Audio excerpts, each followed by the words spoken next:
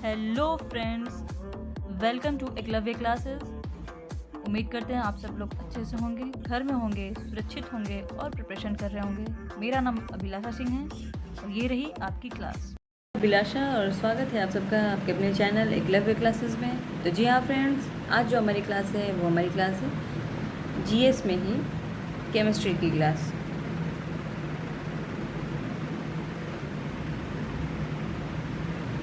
तो फ्रेंड, जो आज का हमारा टॉपिक है वो बहुत ही इम्पॉर्टेंट टॉपिक है। प्लीज़ फ्रेंड, इसे ध्यान से पढ़िएगा क्योंकि ये किसी भी कॉम्पिटिटिव एग्जामिनेशंस के लिए बहुत ही ज़्यादा ज़रूरी है। जी हाँ फ्रेंड, तो हमारे टॉपिक का नाम है इलेक्ट्रॉनिक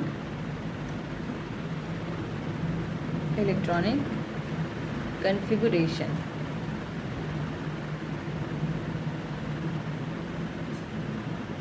ठीक है फ्रेंड, इलेक्ट्रॉनिक कन्फिगुरेशन शुरू करने से पहले सबसे पहले हम ये देख लेते हैं कि इलेक्ट्रॉनिक कन्फिगुरेशन होता क्या है। It means what is the meaning of electronic configuration. तो friends, electronic configuration is nothing but only the arrangement of electron, distribution of electron in any orbital.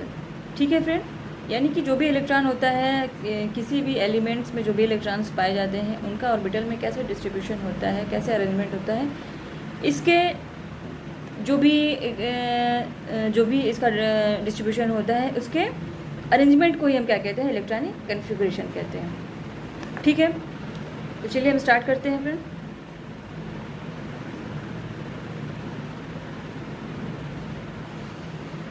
तो सबसे पहले हम इसका जो डिफिनेशन है उसको देखते हैं कि इलेक्ट्रॉनिक कन्फिगुरेशन होता है क्या। Electronic configuration is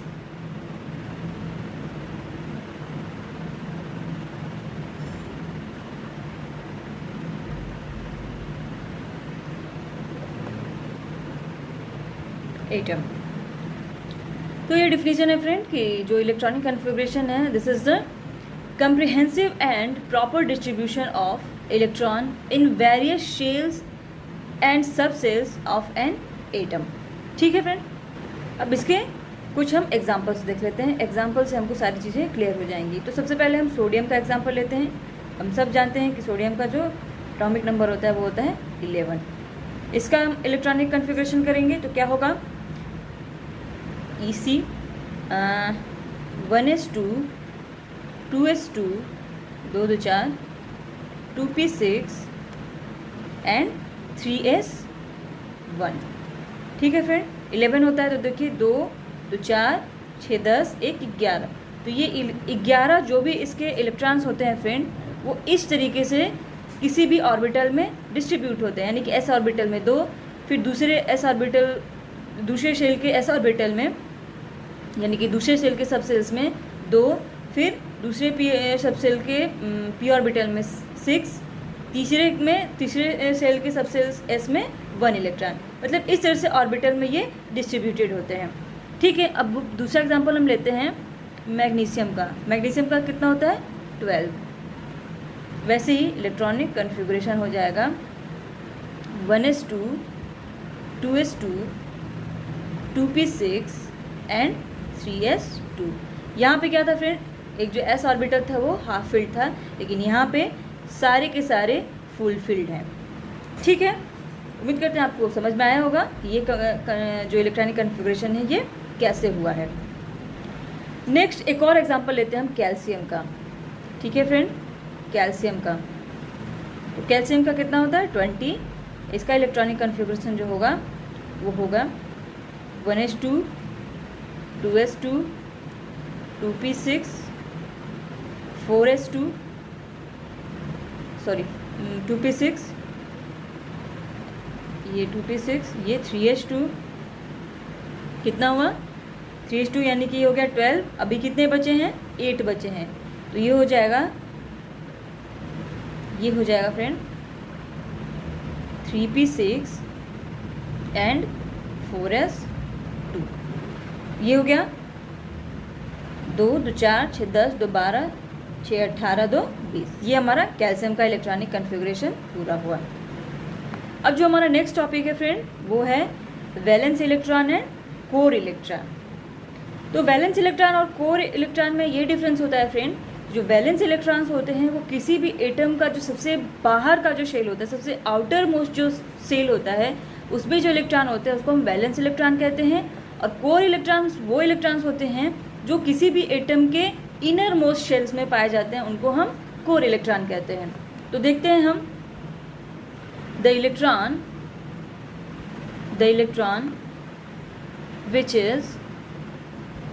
which is present in the outermost shell of the atom known as valence electron, but the electron which are present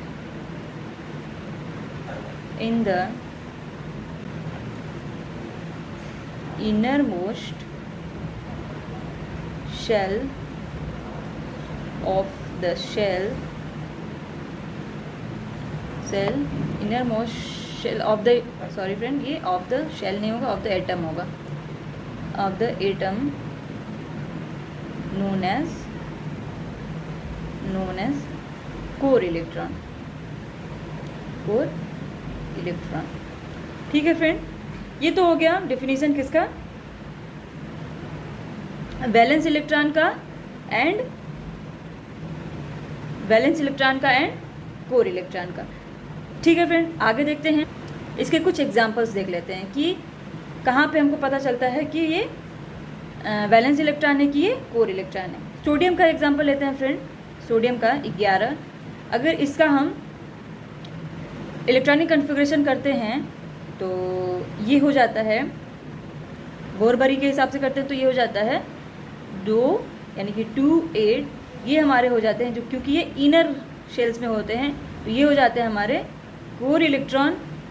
और एक हो जाता है, एक बचता है जो सबसे बाहर होता है यानी कि आउटर मोस्ट शेल में होता है, ये हमारा हो जाता है वैलेंस इलेक्ट्रॉन। ठीक, उम्मीद करते हैं आपको समझ में आ गया होगा। अब एक एग्जांपल ले लेते हैं एल्यूमिनियम का। एल्यूमिनियम का कितना होता है 13, मैग्नीशियम का होता है 12, एल्यूमिनियम का होता है 13। इसका हो जाएगा 2 8 एज सिमिलर, ये कोर इलेक्ट्रॉन, और बच गया कितना 3 इलेक्ट्रॉन, ये हो जाता है वैलेंस इलेक्ट्रॉन। बारिश बहुत जोर से हो रही है फ्रेंड। तो हमको समझ में आ गया कि वैलेंस इलेक्ट्रॉन्स क्या होते हैं और कोर इलेक्ट्रॉन्स क्या होते हैं। अब चलते हैं अपने नेक्स्ट टॉपिक की तरफ। तो हमारा नेक्स्ट टॉपिक है वो फ्रेंड है द रिलेशनशिप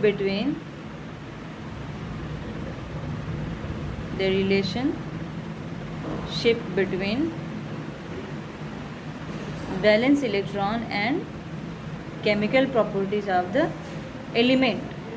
तो फ्रेंड ये रिलेशनशिप है किसके बीच में, वैलेंस इलेक्ट्रॉन जो होते हैं उसके और केमिकल जो एलिमेंट्स की जो केमिकल प्रॉपर्टीज़ है उनके बीच में जो रिलेशनशिप होता है उसके बारे में हम यहाँ पे डिस्कशन करेंगे। तो फ्रेंड्स इसके कुछ पॉइंट्स हैं जिसको हम यहाँ पे नोट कर लेते हैं, फिर हम आराम से इसको समझेंगे। तो जो फर्स्ट पॉइंट है फ्रेंड वो ये है कि the energy of valence electron in an atom is greater than the energy of core electron. The energy of valence electron are, sorry friend light चली गई, एक सेकेंड, इलेक्ट्रॉन इन एटम कर लेंगे। In the energy of valence electron in atom is greater than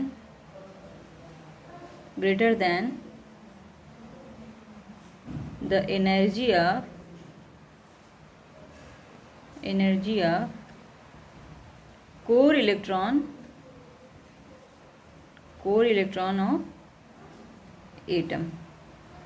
ठीक, जो energy होती है valence electron की किसी भी एटम में वो ग्रेटर होती है किसके, energy of core electron of atom, या ज़्यादा सही होगा इन एटम।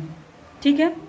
अब जो नेक्स्ट पॉइंट है वो ये है कि by the valence electron of the atom of an element the valence of the element is determined. ठीक है, यानी कि जो वैलेंस इलेक्ट्रॉन होता है किसी भी एटम का, किसी भी एलिमेंट्स के एटम का, तो the valency of the element is determined. वो जो बैलेंस इलेक्ट्रॉन होता है वो उस पर्टिकुलर एलिमेंट्स के वैलेंसी को डिटरमाइन करता है, बताता है।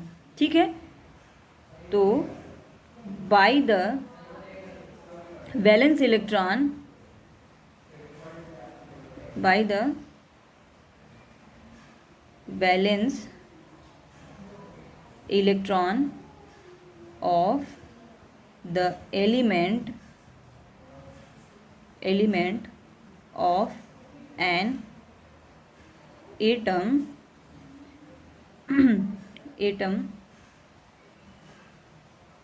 सॉरी ये उल्टा हो गया क्योंकि एलिमेंट्स का एटम होता है ना कि एटम का एलिमेंट्स, सॉरी। तो by the valence electron of the atom of an element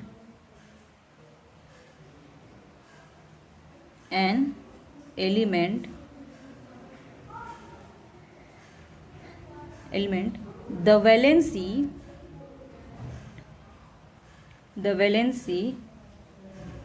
valency of the element is determined।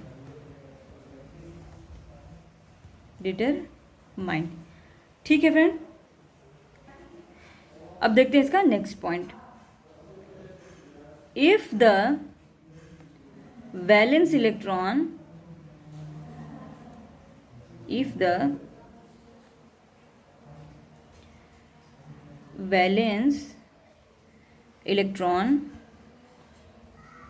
of various atom of the element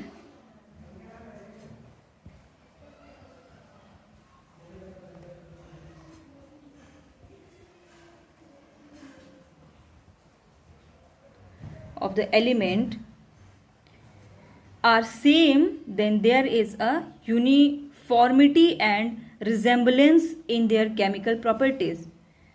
element, पहले इसको लिख लेते हैं फिर इसको समझेंगे। Are same then there is a uniformity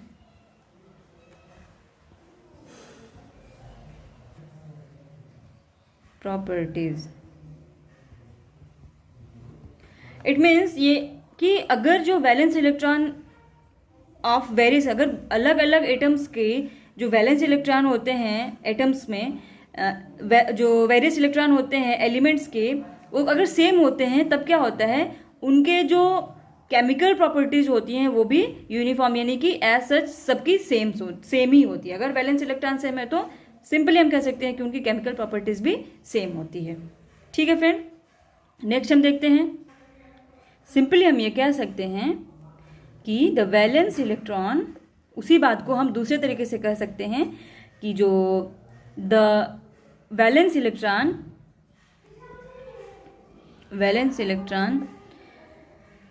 are different for different element, are different for different element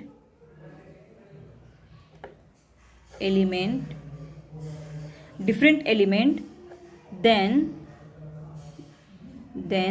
their chemical properties are also different।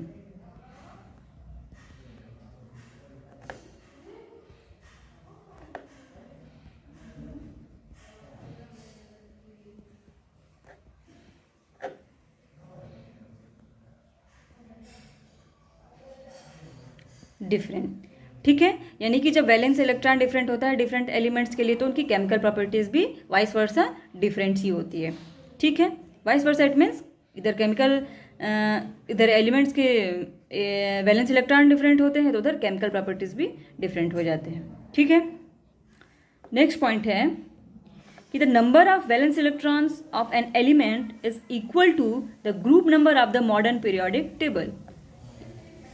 the number of valence electron of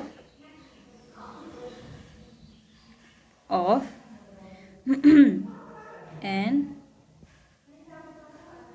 element is equal to the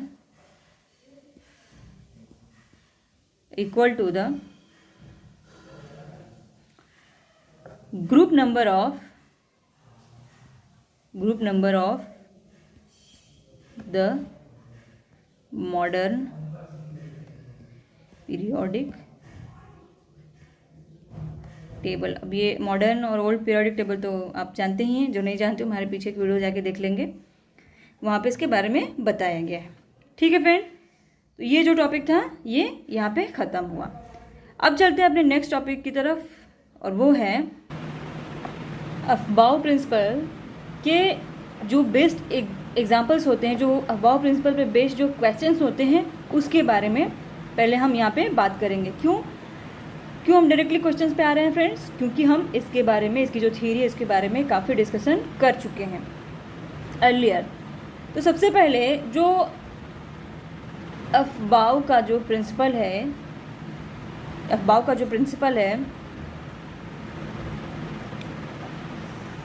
किस basis पे इसके question solve होते हैं, वो है distribution of electron.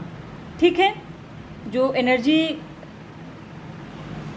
जो configuration of electron होता है या फिर डिस्ट्रीब्यूशन ऑफ इलेक्ट्रॉन होता है, उसका एक चार्ट होता है, उसके बेसिस पे ये क्वेश्चन सॉल्व होते हैं। तो सबसे पहले मैं वो बनाती हूँ। तो ये है 1s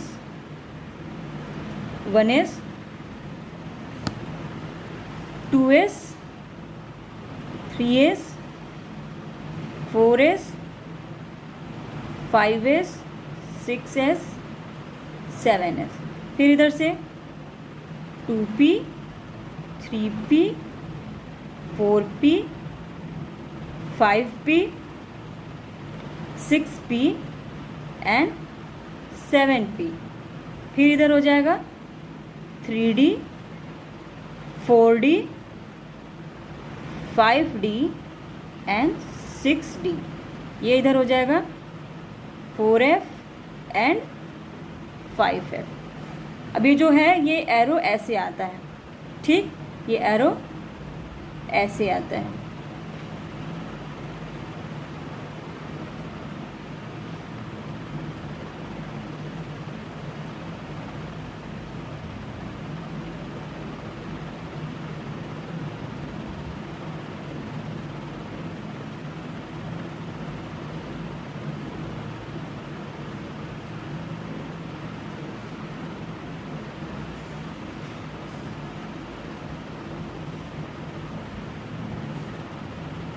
ये ऐसे आता है। ये ऑर्बिटल में भरने का ये जो इलेक्ट्रॉनिक कन्फिग्रेशन, वो जो हम वहाँ पे 1s2 2s2, अभी मैंने इलेक्ट्रॉनिक कन्फिग्रेशन जो किया वो इस वे में वो कन्फिग्रेशन होता है। अब इसको हम मिला देते हैं, ठीक, ये एरो के बीच में से ये जाता है, ठीक,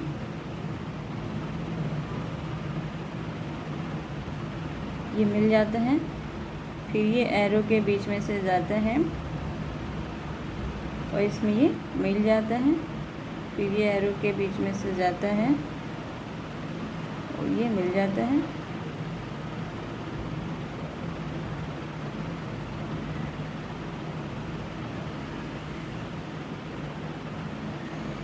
और ये मिल जाता है। कहने का मतलब है कि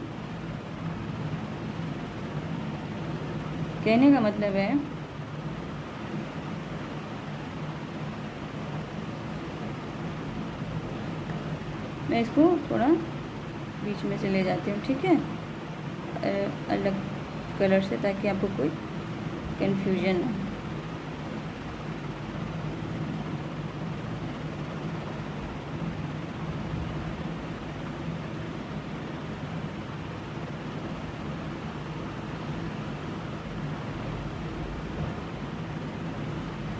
ठीक है, मतलब ये ऐसे आया है, ये ऐसे आया है, ये ऐसे आया है, ये ऐसे आया है, ये ऐसे आया है।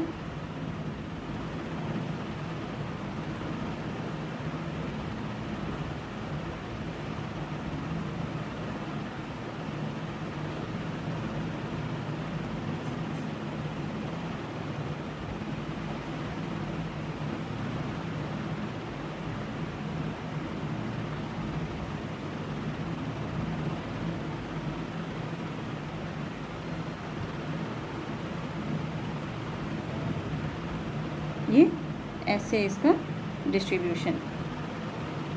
ठीक है फ्रेंड, यानी कि पहले 1s में इलेक्ट्रॉन, फिर 2s में, फिर 3s में, फिर 2p में, फिर 4s में, फिर 3p में, सॉरी पहले 1s में, फिर इधर से आया ये 2s, फिर ये आया 2p, फिर 3s, हाँ फिर 3p, फिर 4s, फिर 3d, फिर 4p, फिर 5s, ये 5s है, फिर 4d, 5p, 6s, फिर 4a, 5d, 6p, 7s, फिर ये यहाँ से गया, यानी कि फिर 5f, 6d, 7p। मैं यहाँ पे लिख देती हूँ। पहले ये आएगा 1s में, फिर ये जाएगा 2s में, फिर ये 3s में, फिर ये 2p में, फिर 4s में, फिर 3p में, फिर 3d में, फिर 4p में। आफ्टर दैट इसके बाद आफ्टर इसके, ठीक 4p तक हमारा हो गया था। 4p में फिर 5s में, फिर 5s से फिर ये गया 4d में, फिर 5p में, फिर 4d में, फिर 6s में, फिर 4f में, फिर 5d में,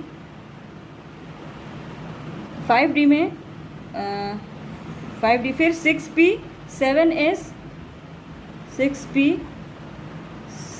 7s, ये s है। फिर कहाँ गया 5, फिर ये गया 5f में, फिर 6d में, फिर 7p में। तो फ्रेंड आपको ये समझ में आ गया होगा कि किस ऑर्बिटल में पहले इलेक्ट्रॉन भरता है और किस में बाद में। तो ये है सीक्वेंस इलेक्ट्रॉन के डिस्ट्रीब्यूशन का। ठीक है, तो इसको समझते हैं फ्रेंड इस क्वेश्चन से, जो क्वेश्चन यहाँ पे दिए गए हैं। तो जो हमारा क्वेश्चन नंबर फर्स्ट है फ्रेंड वो ये है कि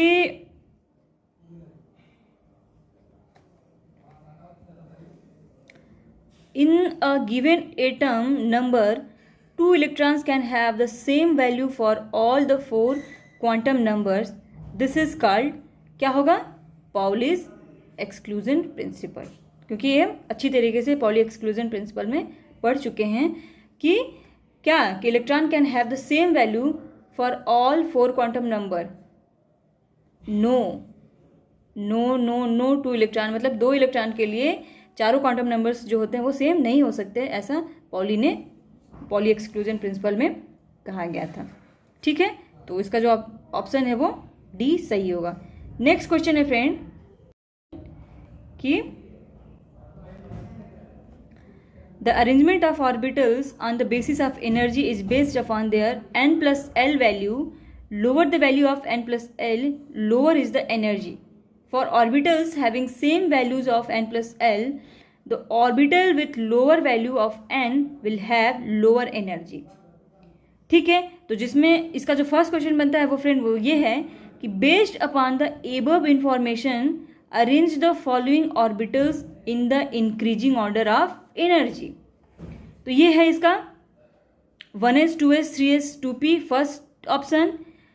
इनको हमको इंक्रीजिंग जो एनर्जी का ऑर्डर होता है, ऑर्डर ऑफ एनर्जी का जो इंक्रीजिंग तरीका होता है उसके बेसिस पे हमको लिखना है। फिर है 4s 3s 3p 4d, फिर 5p 4d 5d 4f 6d, फिर 5d 6d 7s 7p। ठीक है, तो इसका आंसर ऐसे हो जाएगा, जो A 1s 2s 3s 2p है, इसका जो increasing order of energy level है वो ऐसे होगा कि 1s is lower than 2s, 2s is lower than 2p, 2p is lower than 3s, यानी कि इंक्रीजिंग ऑर्डर होगा 3s, after that 2p, after that 2s, after that 1s। B वाले में होगा 4d is 4d, S4 and 3p and 3s, यानी कि 4d is greater then 4s, 4s is greater then 3p, 3p is greater then 3s। तो ये सबसे ज़्यादा इसमें 4d की होगी, इसमें 3s की होगी। फिर इसमें सबसे ज़्यादा 5d की होगी, फिर 4f, फिर 6s, 4f, फिर 6s, फिर 5p, फिर 4d। इसमें सबसे ज़्यादा 7p की, फिर 6d की, फिर 5f, फिर 7s। ठीक है। नेक्स्ट जो है दूसरा वाला कि based upon the above information solve the question given below, which of the following orbitals has the lowest energy, तो ये 5s होगा। Which of the following orbital has the highest energy, तो इसका होगा 5f होगा। ठीक है फ्रेंड, अपने नेक्स्ट क्वेश्चन की तरफ देखते हैं। बैकग्राउंड की आवाज़ को ध्यान में दीजिएगा। नेक्स्ट क्वेश्चन है, when 3d orbital is complete the new electron will enter the क्या, 4p ऑर्बिटल। ये जो अभी हमने सीरीज देखी थी उससे हमको ये पता चला था, जब 3d ऑर्बिटल कंप्लीट हो जाता है तो फिर नेक्स्ट जो होता है वो 4p ऑर्बिटल की भरने की बारी आती है। तो फ्रेंड, उम्मीद करते हैं आज की क्लास आपको अच्छी लगी होगी, ज़रूरी लगी होगी और हेल्पफुल लगी होगी। तो अगर आपको ये क्लास अच्छी लगी तो प्लीज़ लाइक कीजिए, शेयर करिए, और अगर आप इस चैनल पर नए हैं तो इसे सब्सक्राइब कीजिए, और जो भी आपके सुझाव हैं उसको कमेंट बॉक्स में ज़रूर डालिए। तो आज के लिए इतना ही, कल फिर मिलते हैं, तब तक के लिए bye bye and take care. घर में रहिए, सुरक्षित रहिए। अब बाहर भी जाइए, अब बाहर जा सकते हैं तो मास्क और सैनिटाइजर अपने पास लेके रखिए। मास्क को मुंह पे लगाइए, प्रॉपर लगाइए, हो सके तो डबल मास्क का प्रयोग करिए। ठीक है फ्रेंड, तो बाय एंड टेक केयर।